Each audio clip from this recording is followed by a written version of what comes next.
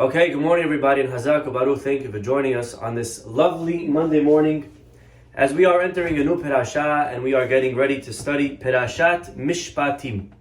Now, Parashat Mishpatim is very interesting because we are taking a break from narration, from the storyline that we have been studying all along till now. It's been, enjoyable. Adam and Chava and Noah and Avraham and Yitzchak and Yaakov and the brothers and the pit and the Jews and Moshe and Har Sinai. Beautiful stuff, interesting stuff. And now we are getting into the meat of the Torah. And so the story is taking a break. And we are, for example, our Parashat Mishpatim, which is maybe the best way to summarize the Parashah. Mishpatim means laws. And that is what's in our Parashah. It's a bunch of laws. Tons and tons of mitzvot. There is no story. There's no story of this guy that came and he wanted to fight the Jews, or that one that was challenging Moshe's authority, or, let my people. None of that. No stories. It's all laws. So to really give a shiur on the Parashah is very difficult, because every pasuk is another story, every pasuk is another halacha, every halacha is its own class.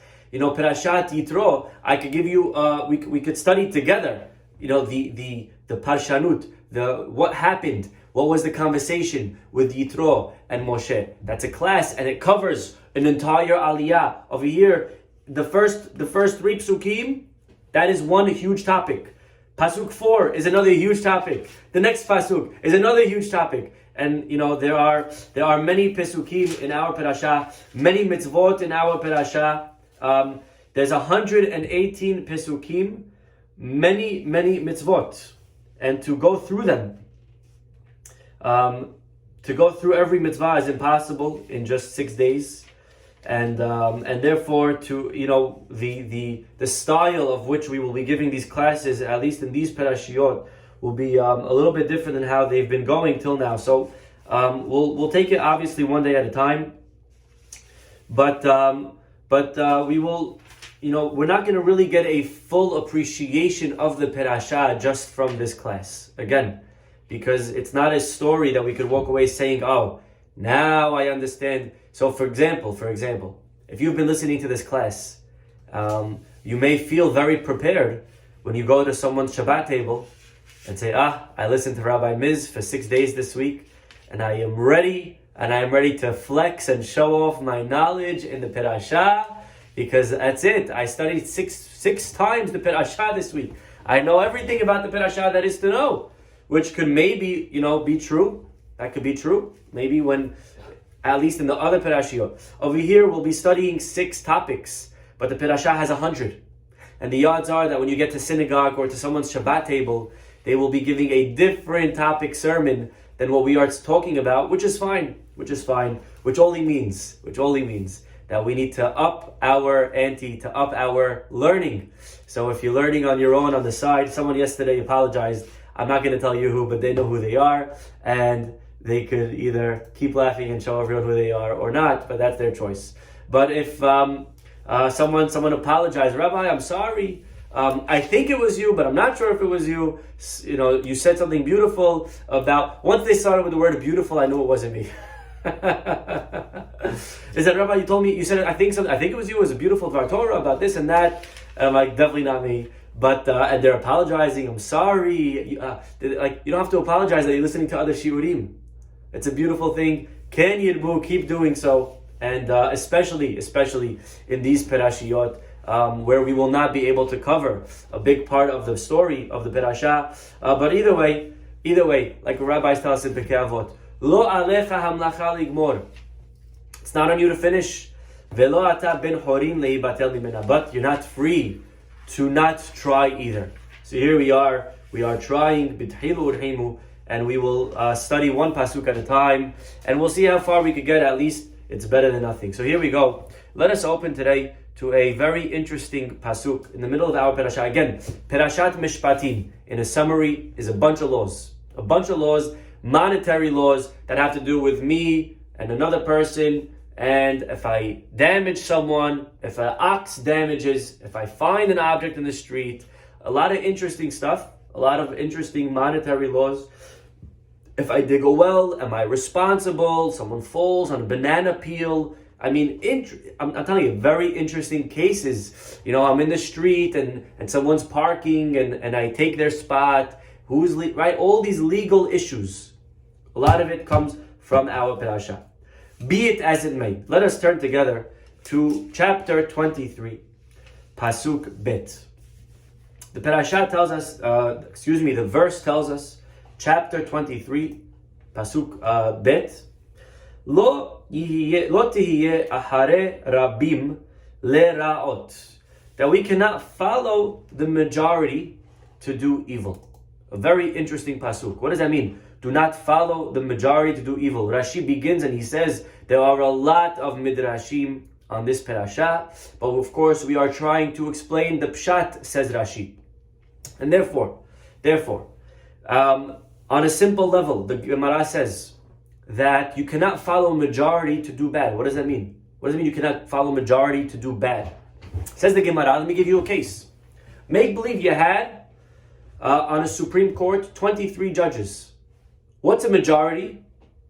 Quick math. 12 to 11. 12, let's say 12 say guilty, 11 say not guilty. We go with the majority, right? 12 to 11, we go with majority.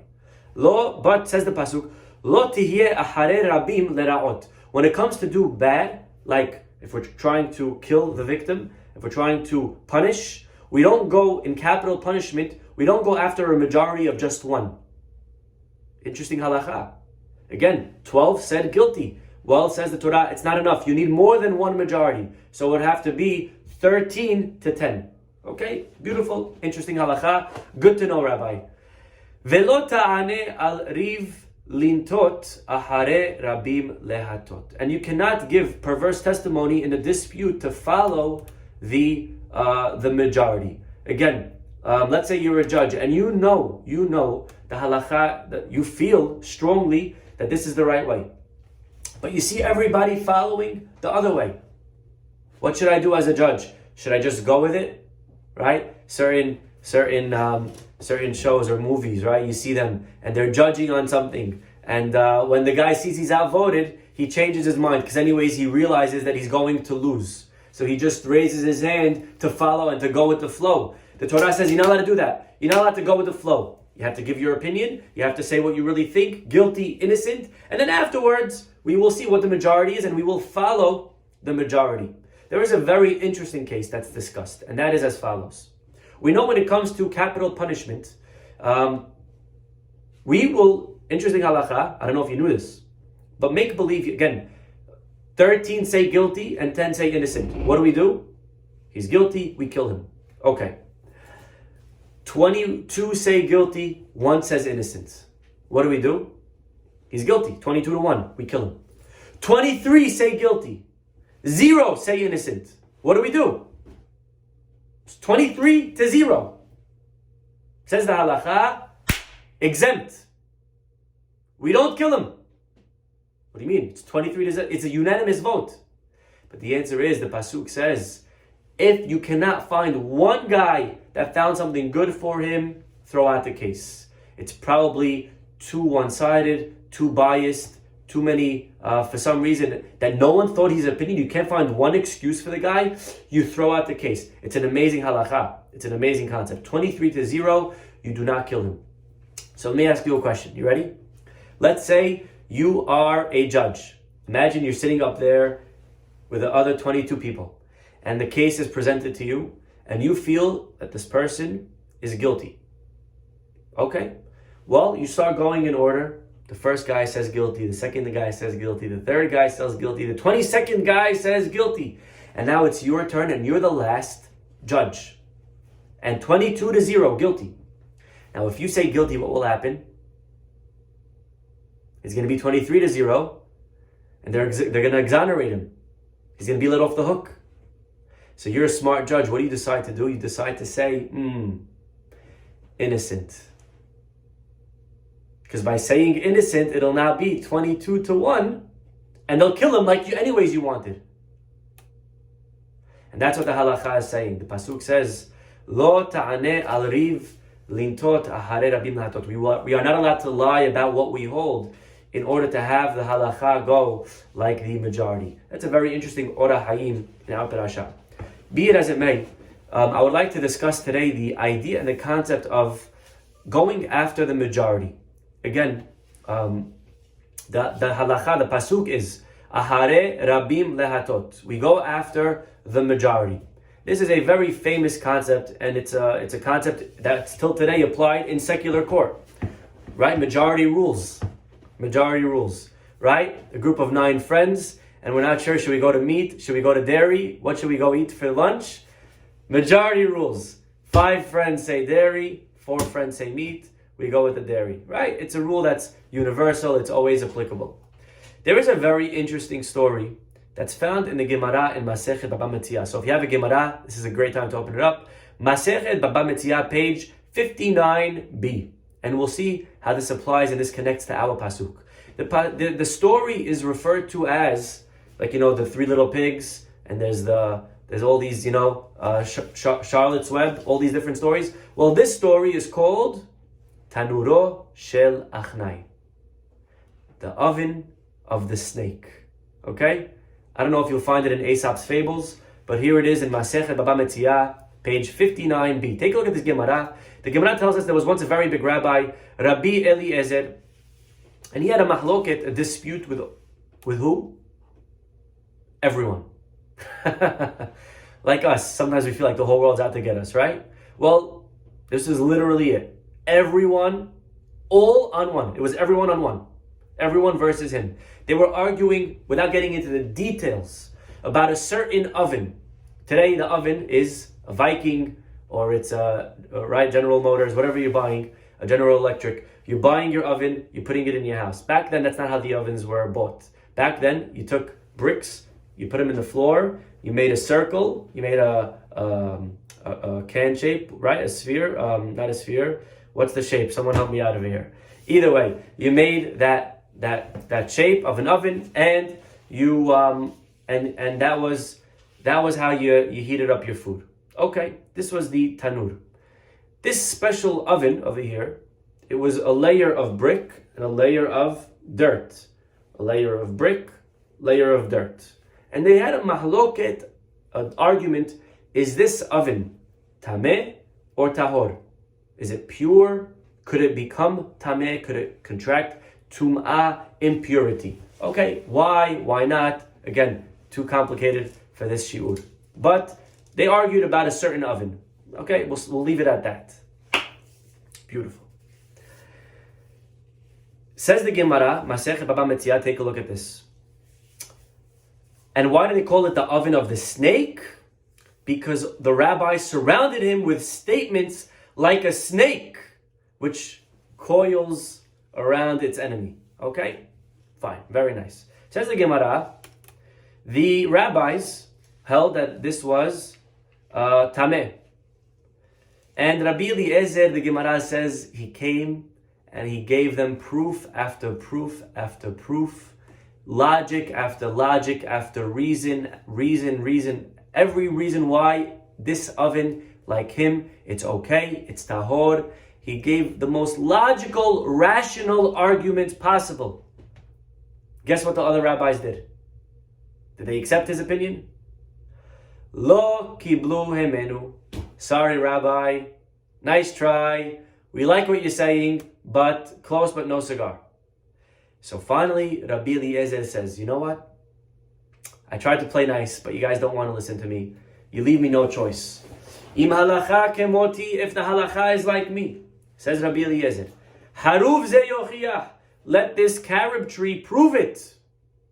And of course, the Gemara tells us how all of a sudden the carob tree uprooted from the ground and moved 100 cubits, 100 amot, 150 feet. Imagine you saw a tree being uprooted. If I was one of those rabbis, I would say, okay, I agree to you, I'm sold. Of course, the rabbis didn't budge. They said, sorry, you can't bring proof from a carob tree. Maybe if it was a pomegranate tree, we could talk. Not a carob tree, sorry. Okay, he then said, Well, if the halacha is like me, let this spring of water prove it. Says the Gemara, all of a sudden, the stream turned backwards and began flowing upstream, the opposite direction. The rabbi said, sorry, you can't bring a proof from a stream of water. Okay? He then said, Rabbi Eliezer, if the halacha is like me, let the walls of the Beit Midrash, let the walls of this synagogue prove it. The Gemara tells us that the walls started caving in until the rabbi that was opposing Rabbi Eliezer, his name was Rabbi Yehoshua, he stood up and he told the walls. Today you see a guy talking to a walls, you send him to a therapist, you send him to a hospital. But these rabbis were on a different level. And Rabbi Yehoshua said to the walls, well, if you saw the walls moving, you would also run away for your lives. But he said to the walls, stay out of it. If rabbis are arguing, what business is it of yours? And the walls stopped midway, caving in. Amazing. Finally, Rabbi Eliezer said, all right, listen, I tried bringing a proof from the water, from the carob tree, from the walls. You don't want to listen. I have no choice. You leave me no choice. If I am right, let the heavens prove it. And the Gemara tells us an amazing line. Yatzah bat kol, all of a sudden a voice from the heavens emerged. Ve'amra, and said, Malachem, it's Rabbi Eliezer. Why are you still fighting with Rabbi Eliezer? Halacha kemoto bechol makom. The halacha is like him in every place. That's it, just leave him alone. Concede already. Give in. Forfeit your position. Amad Rabbi Yehoshua al raglav, says the Gemara. Rabbi Yehoshua stood up on his feet and he said, Lo bashamayim hi. Sorry, God, the Torah is no longer yours. The Torah is not in the heavens. Once you gave it to us, once you gave it to Moshe Rabbeinu, you gave it to mankind, we control the Torah, we issue the verdict. It's up to us, not to you. So God, your voice is irrelevant. Stay out of it. It's in man's hands. Actually, when God gave the Torah to Moshe, we know the angels fought him. They were fighting. They wanted to keep the Torah in the heavens. Remember the Midrash? And there's many, many, many ideas what's going on. And remember what Moshe's argument to the angels was? Moshe says to the angels, why do you want the Torah? What does it say? And the angels said, well, it says respect your parents. And Moshe Rabbeinu says, do you have parents? Aha. What else does it say? Can't kill. Well, are you mortal? Do you guys die? Do you have blood? No, you don't. Don't steal. Do you have money? Don't covet. Do you have homes to be jealous of each other of? All these things. No, no, and no. So till finally the angel said, okay, here you go. Here is the Torah. And the obvious question is, well, I mean, Moshe Rabbeinu's argument is not so wow. It's not a brilliant argument. It's a very simple argument, rather. Now that you hear it, it makes a lot of sense. So why did the angels want the Torah? If they don't have parents, if they don't have blood, if they don't have houses, what do they want it for? The answer is, they never wanted the Torah to be the keepers. They wanted the Torah so that they can teach it, so that they can be the ones to decide on the matters. Mutar, asur, the idea that we go after the majority. What does that mean? Is it because the majority probably realizes what is the real halacha that Hashem wants? Or is it a way of looking at it? No. The halacha could go either way. Hashem doesn't care either way. And Hashem created the system that whatever the majority says, that's what goes. And that becomes the halacha. So again, two ways of viewing majority. Is it that more likely than not the majority is the one that's most able to figure out what's going on in God's mind, right? We don't know. We don't know what God wants. And if we could figure it out, right, then if God could come and tell us, that would be the best. But He's not. So we try to figure out what God would rather. And the way to do that is to go after the majority, right? Or no, the majority is what God wants the halakha to be. Okay, two interesting ways of looking at it. And when the angels wanted the Torah, they wanted to be able to decide the halachic rulings. We have the Torah, it's in our hands. And once they give it to man decides. And that's what Rabbi Yehoshua tells the heavens, stay out of it, lo bashamayim hi, because you gave us the Torah, we decide, God. We decide the halakha. This is this is it. This was the mahloket, and this is the famous oven of the snake. And the question is, Rabotai, why didn't Rabbi Eliezer give in to the majority? If after all it's a pasuk in our parasha. The pasuk says, Ahare Rabim Lehatot. The pasuk says that we go after the majority. So if we go after the majority, Rabbi Eliezer should have known that. So he should have forfeited. You gave your arguments, you gave your position. That's what you should do.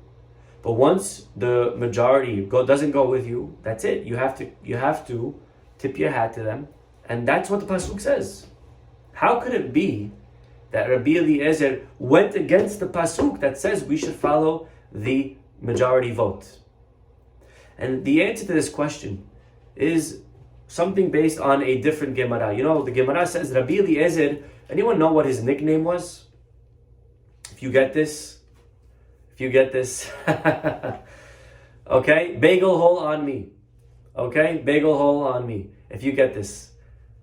What was Rabbi Eliezer's nickname? He was called Shamuti. Shamuti. Now the question is, what is Shamuti? I never heard of that name. Actually, some say Shamuti from the word Shamta, which means herem. He was excommunicated. Could you imagine such a big rabbi excommunicated because he was so stubborn? But some say no. Shamuti because he comes from the house of Shammai. We go back to Shammai, and we know Shammai argued with Hillel many, many times throughout the entire Gemara. And we know the halacha always follows who? Who does the halacha always follow? Hillel or Shammai usually? Except for a handful of times. The halacha always follows Hillel. But we find that Shammai themselves, even though they were outnumbered, Hillel had many, many more people, Shammai never gave in. So actually, Rabbi Eliezer, who never gave in, it's because he comes from Shammai, who didn't give in. Okay, so you're just delaying the question. The same question I'm going to ask on Shammai. The school of Shammai, you're outnumbered by the school of Hillel. So you should concede, and eventually you should go with the majority. You should follow what Hillel says. The Gemara gives an answer that is very hard to understand at face value. But the Gemara's answer is, the reason Shammai didn't give in to Hillel is because Shammai, the house of Shammai, the study hall of Shammai, they were sharper. Mehadedin tefei. What's had? Had. They were much, much smarter. And therefore, they had better arguments, they had stronger arguments, and therefore, and by the way, it wasn't only Shammai that was sharp. We find this to be true in the entire family, and we find this to be true with Rabbi Eliezer. Rabbi Eliezer, our rabbi that's arguing on all of the other rabbis. We mentioned him in Pirkei Avot. Take a look in Pirkei Avot. We mentioned the rabbi, his name was Rabbi Yohanan ben Zakkai. Rabbi Yohanan ben Zakkai had 5 students. So if you have a Pirkei Avot, grab it. Chapter 2, Mishnah 11, Mishnah 10 rather. It says in the Mishnah that Rabbi Yohanan ben Zakkai had 5 students. Okay? Number 1, his name was Rabbi Eliezer. Okay? Number 2, Rabbi Yehoshua. Number 3, Rabbi Yossi. Number 4, Rabbi Shimon. And number 5, Rabbi Elazar. And he would go one by one, each one praising them. Rabbi Eliezer, he had this. Rabbi Yehoshua had that. Rabbi Yossi, fine. He says the following: Im hiyu kol hachmei Yisrael. If all of the rabbis of Israel, listen to this Mishnah, Mishnah 12, excuse me. The rabbi is testifying on the students, and he said, if you put all of the rabbis, Rabbi Eliezer ben Hurkenus, put all of the rabbis on one side of the scale, Ve'eliezer ben Hurkenus, Bekav Sheniya, and you put Eliezer on the other side of the scale, Machriya et kulam, he would outweigh them all. So not only was Shammai sharper than Hillel, Eliezer ben Hurkenus was sharper than all the other rabbis. Therefore, just like Shammai did not concede because they were sharper, Rabbi Eliezer as well would not give in because he was sharper. Okay, this is what the Gemara is telling us. So Shammai did not back down, they did not surrender, and neither did Rabbi Eliezer. Why? Because they were sharper. Rabbi Eliezer, he was sharper than all of them. And the obvious question is, it's very nice that you're sharper, it's very nice that you're smarter, it's very nice that you are that you have a higher IQ or you're more intelligent, but that's not what the Torah says. The Torah doesn't say go with the sharper guys. It says go with the majority. Right? Ahare Rabim lehatot. We follow the majority. So where did Shammai get the idea that even though they're the minority, but it's okay because we are very, very smart. We're smarter than them. So what? So what? It doesn't help that you're smarter. You need majority opinions. Very strong question. Says the Be'er Yosef, Rav Yosef Tzvi Salant. Again, if you could read Hebrew, it's an amazing sefer. Says the Be'er Yosef, something beautiful. Take a look, ladies and gentlemen. He says like this. The Torah says, Acharei Rabim Lahatot. The Torah says that we follow majority. You know what the Machloket Hillel and Shammai was? Majority what? Hillel understood we follow majority people. Shammai says, that's not what it says. It says go after majority. You know what majority means? Majority means majority of arguments. Majority of logical arguments. We have majority of the arguments. We're sharper, we're smarter. So yes, the school of Hillel has 100 students. We only have 75. But they have one argument. We have 3. So who has more? So that's the mahaloket between Hillel and Shammai. They're arguing, what does the Torah mean when it says to go with the majority? Does it mean majority of people, or does it mean majority of arguments? I guess if we can narrow it down, do we go after quantity or do we go after quality? Hillel held we go after quantity. We are more, we win. Shammai held you are more people, but it doesn't matter about quantity. What matters is the quality, and therefore the quality is what's more important. We have more arguments, and we are the more numerous. The question though is, so then why do we follow Hillel? Maybe Shammai is right. Maybe it's true that majority means majority arguments. Who said majority means majority people? And the answer is because the Gemara says, why do we always follow Bet Hillel? The Gemara says because they were majority. And the Gemara says, the Gemara says the reason we follow Hillel is because they had a bat kol, a voice from the heavens come down and say that halacha is like Bet Hillel always. Again, 1 second, time out. I thought we don't listen to a bat kol. You're telling me that a voice came down and said that we follow Bet Hillel because they're the majority. But wait, 1 second. Let's fast forward to the argument between Rabbi Eliezer and the other rabbis, and a very similar voice came down, and over there, you don't listen to a voice. When the voice tells you to go like Rabbi Eliezer, you don't listen to him. But when the voice tells you to go like Hillel, you do listen to the voice. So you're picking and choosing.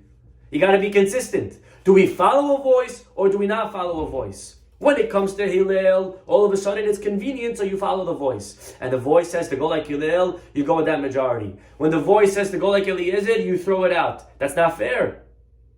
That's inconsistent. But the answer is the reason we follow the voice with Hillel, says the Be'er Yosef, this is so beautiful. Take a look.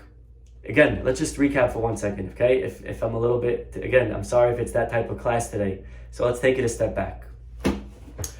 We said Rabbi Eliezer was from the school of Shammai. The other rabbis were like the school of Hillel. Hillel versus Shammai. Who do we go like?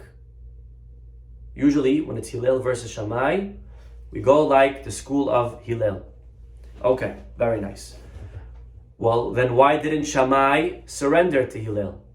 If they're the minority, they should surrender. The answer is, they felt that they're not the minority. What do you mean? You have less people. Yes, we have less people, but we have more arguments. So we are the majority. So when the Torah says go with the majority, does it mean majority people or majority arguments? All of a sudden, the Gemara says, the reason we go like Bet Hillel is because the bat kol came down. The voice came down from the heavens.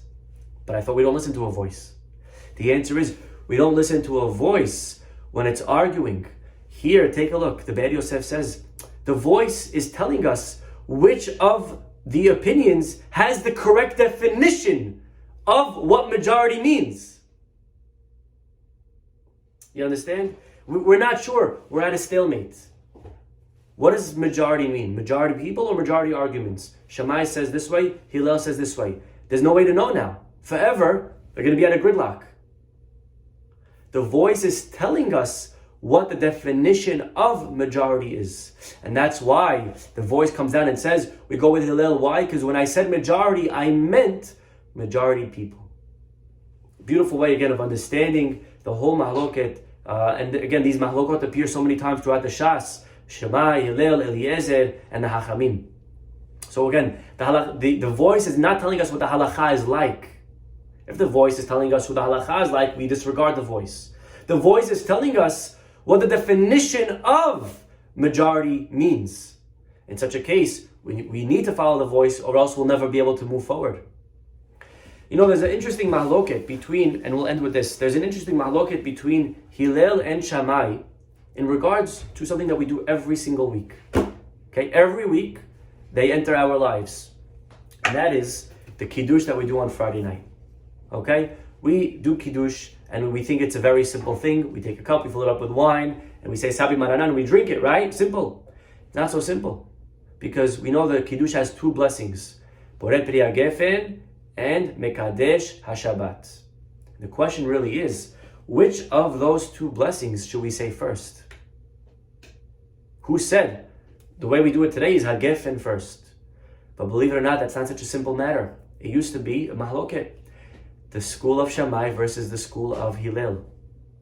Well, Shammai held that first we should say, not like we do today, first we should say, Baruch Atah Hashem Mekadesh HaShabbat. And then we should end off the Kiddush, Borei Pri HaGefen, and then drink.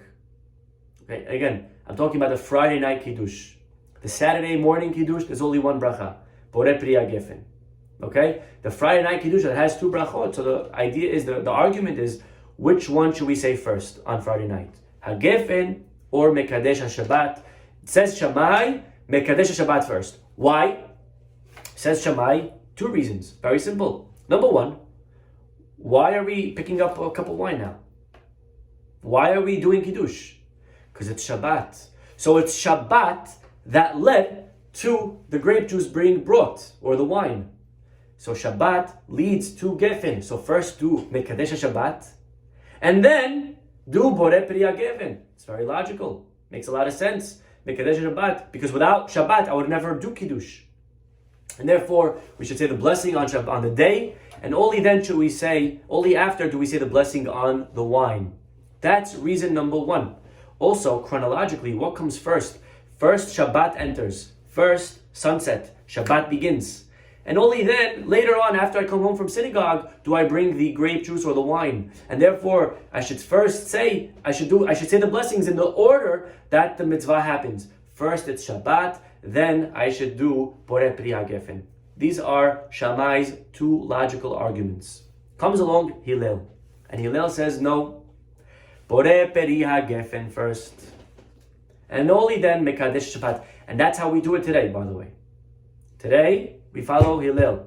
First, HaGefen, and only afterwards, Mekadesh HaShabbat. Okay, the Gemara says, okay, and Hillel, what's your logic? Shammai gave us two reasons for their way. What's the reason that we should do it your way? Says Bet Hillel, very simple. Without grape juice, you ain't going to do Kiddush. So actually, the grape juice is more important than the Kiddush. Because without it, then we're not going to be able to do anything. So you need the grape juice. So first say HaGefen, and then say the other blessing of Mekadesh Shabbat. That's argument number one. Argument number two, you ready? Says Bet Hillel, we have a rule, Tadir v'she'eno tadir, tadir kodem. What does that mean? You always go with whatever is more frequent. More frequent, we have wine. You can have wine Sunday, Monday, Tuesday, right? Sunday and a half, Monday and a half, right? We have wine all the time. Shabbat is once a week. So what's more frequent, wine or Shabbat? Wine. So wine is first, hagefen, and only afterwards do we say Shabbat, mekadesh Shabbat. These are Bet Hillel's two arguments. And the Gemara asks, why did Bet Hillel bring two? And the Gemara says, because Bet Shammai brought two. So they wanted to equal them in arguments. And finally the Gemara says, and you know who the halacha is like? The halacha is like Bet Hillel. And the obvious question is, well, yes, we know that. We always go like Bet Hillel. You did not have to tell me over here. But you know what the Gemara is saying? Something very powerful. It says the Be'er Yosef. Usually Shammai argues on Hillel on the account that they have majority arguments. But over here, when it comes to Shabbat, even Shammai would have to surrender to Hillel, because over here Hillel gave them an equal amount of arguments. So there is no reason why we should follow Shammai in this case. That is what the Be'er Yosef says. Just to end off with a beautiful thought. Why is it that Shammai had sharper arguments? You know, we said that Hillel were more people, but Shammai were sharper, they were smarter. Why was it like that? Why did it end up being like that? And the answer goes hand in hand.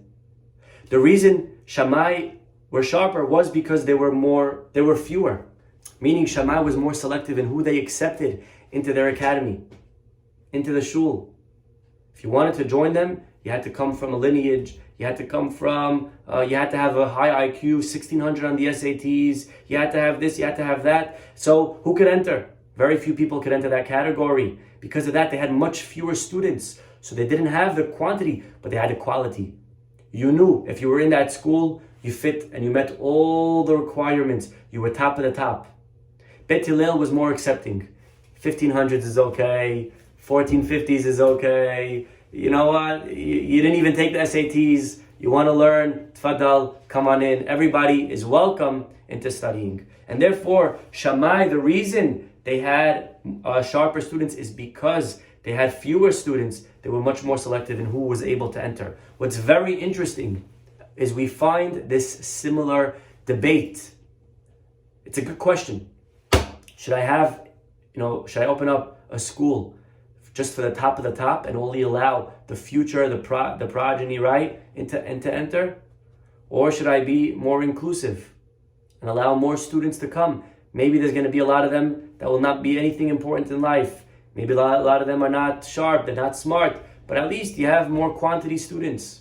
This was a mahaloket that made its way into a very famous story later on. We know that there was the head of school, his name was Rabban Gamliel. You maybe heard of him. Rabban Gamliel, once upon a time, he was too aggressive. He was too tough on the students. And they decided it's time to remove him from position of Rosh Yeshiva. So who do they put instead of Rabban Gamliel? Anyone know? Who do they put instead? They went through the list. First, they looked into Rabbi Akiva. They said, no, he's no good for whatever reason. Then they put a different rabbi, he's no good. Finally, they went with Rabbi Elazar ben Azariah. Not to be confused with Rabbi Eliezer, who we discussed today. This is a different rabbi. We all know Rabbi Elazar ben Azariah. He makes his way every year into the Seder table. Amar Rabbi Elazar ben Azariah, right? The famous story, and all the yeshiva boys come back with their Divrei Torah on Rabbi Elazar ben Azariah, how he was like 70, but he wasn't exactly 70. And what was the story over there? The story was this story right here. When they appointed him to be the Rosh Yeshiva, he was 18 years old. He was a young guy. He had a black beard. A black beard? Rabbi, whoever heard of such a thing? And he prayed, to grow white hair so that he could look older, to gain respect. Today it's the opposite. Today we're dyeing our white hairs black. But he did the opposite. He prayed, please give me white hair, because if I'm older, I will have more respect from the people. Sure enough, he grew 18 rows of white hair into his beard. He looked older. So when he came to synagogue that next day, they thought he was, 60. No one questioned his age. You have white hair. You have to be an old man. And they respected him. Well, when they anointed him as Rosh Yeshiva, when they appointed him as the Rosh Yeshiva, rather, the first action that he did, executive order, was, what was the first thing he did? Rabban Gamliel had a philosophy. You want to hear his philosophy? Rabban Gamliel used to say that if you want to come and study, that's great. But I'm going to put a security guard by the door. There was a shomer, there was a lock at the door. And to come in, the shomer, the guard, would ask you who you were. He would make sure that you were quality.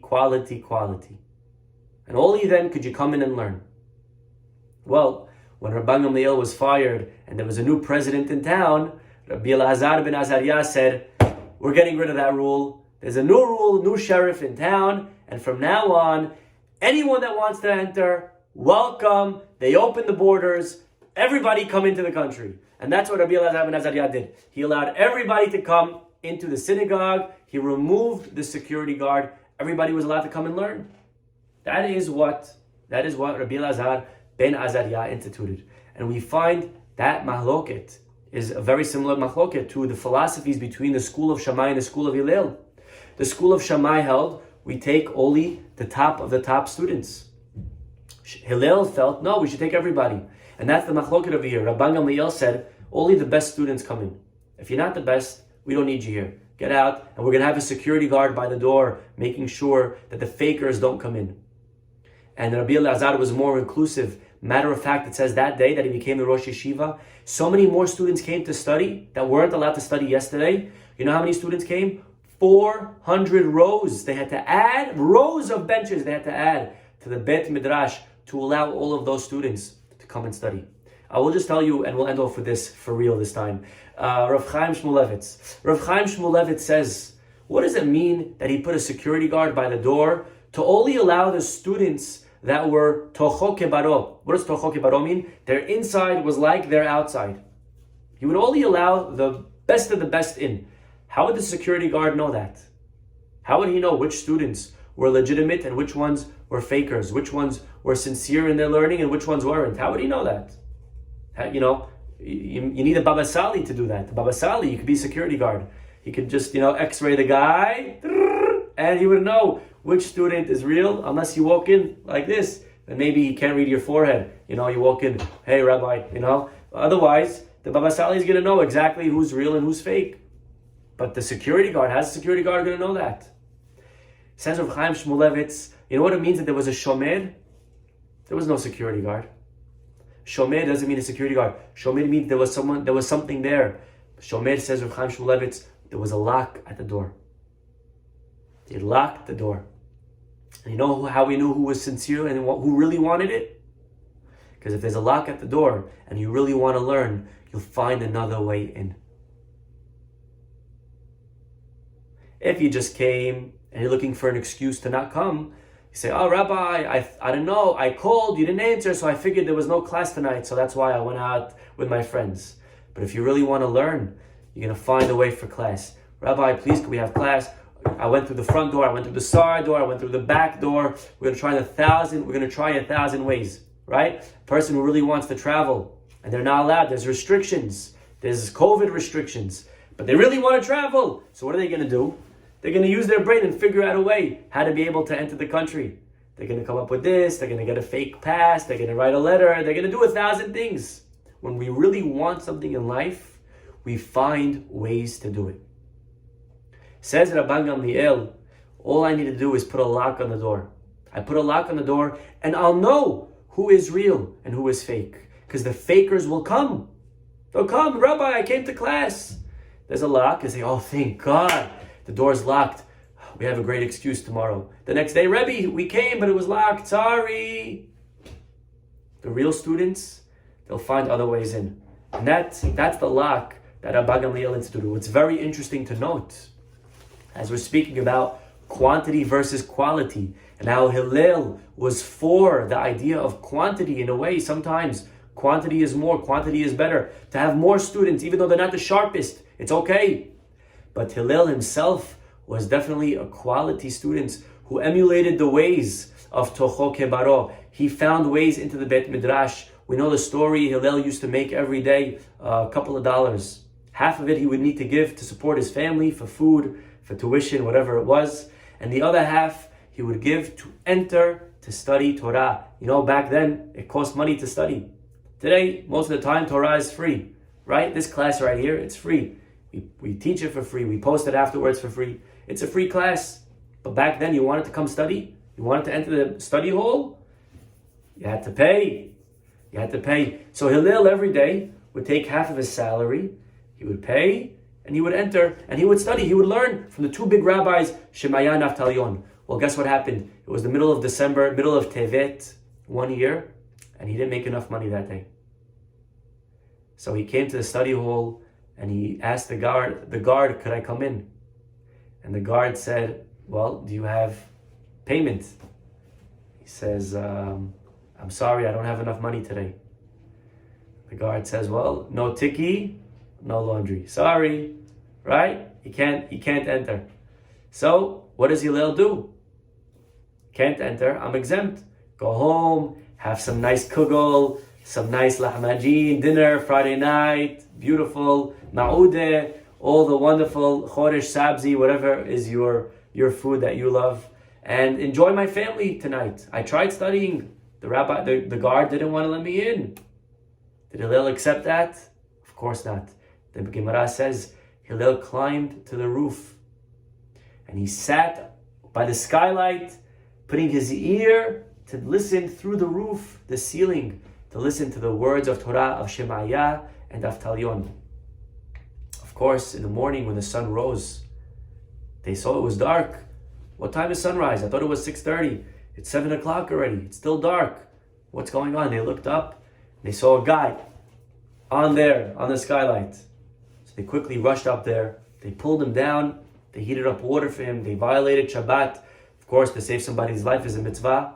They heated up water and they revived him. And they say such a person is worthy to enter the Beit Midrash. So we see Hillel amazingly was a person who exemplified, he personified what it means to go to the ends of the world to be able to study Torah. Here he was exempt. The Shomer did not let him in.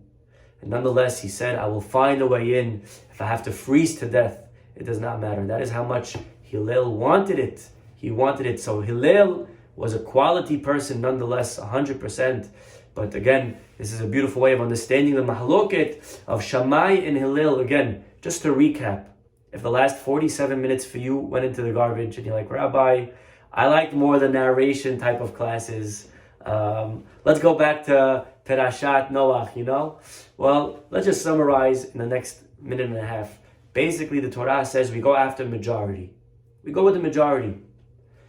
Hillel versus Shammai, one of the most famous arguments in the Shas. Always, they argued on each other. And Hillel wins. Why? Because they're the majority. And the question we asked is, well, if they're the majority, then why didn't Shammai surrender to them? Shammai should have surrendered because the majority is Hillel. They should go with them. Like the Pasuk says, to go with the majority. The answer is, their argument was, how do we define majority? Is it majority in people, or is it majority in arguments and in logic? Shammai held we go with arguments and logic. Hillel held we go with majority in people, quantity, not quality, in this case at least. And that is why the Bat Kol had to come and decide for us. The voice came from the heavens and said, we go like Hillel. When I said majority, I meant majority in people. Anyways, these are, again, amazing thoughts just on one pasuk in our parasha. So go figure, we need 117 of these to understand our parasha. Either way, we'll stop for today. Baruch Adonai Le'olam. Amen ve'amen.